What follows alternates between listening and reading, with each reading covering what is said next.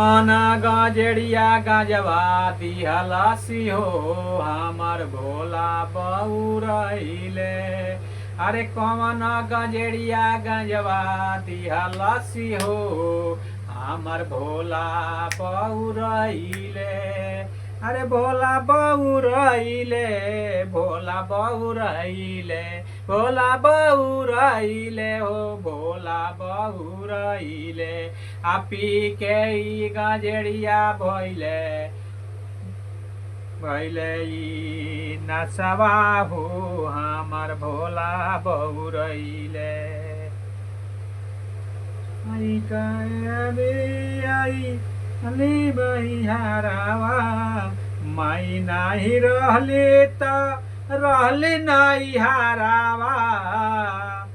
भरत तेली पर आए माई निंदेत हाना आए माई। अरे माई ना रहित रे नाई हारावा माई ना रहित रहले नाई हारावा। राति भर दिया नीव सारा माई दे दे तुहाँ का दे गुदरिया माई दे दे तू एकेरा गुदरिया माई दे दे तू हमारा के। माई ना रहे ताई आ रहली नाई हारावा।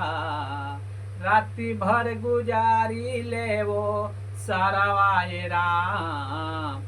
अरे दे तू हमारा के अरे दे तू माई तू गुदरियाए माई दे तू हमारा के।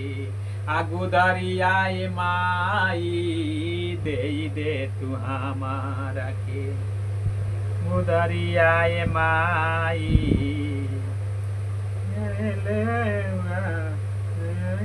अकेले आई बा अकेले बबुआ जई बा अकेले माई के बना दैया में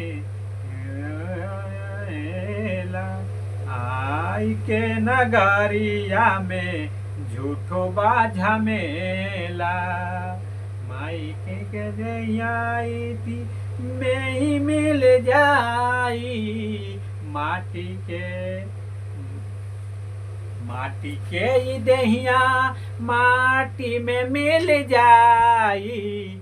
आ झूठा हो के लोगवा करेला बड़ाई। आ झूठा हो के हो लोगवा करेला बड़ाई। जाए के सबके कुदी केहू न रोकी पाई। आ माया में झूठे लोग बाटे झुराई। आ माया में झूठे बाटे झुराई। एक दिन जाए के बाटे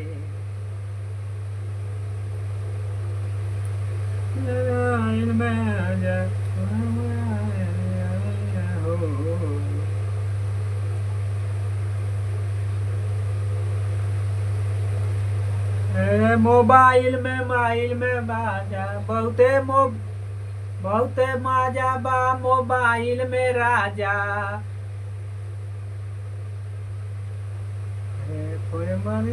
मोबाइल में राजा झुम झुम नाचे गाना हो ले आदय राजा देखती करिश्मा के राजा हो देखब करिश्मा के गाना हो।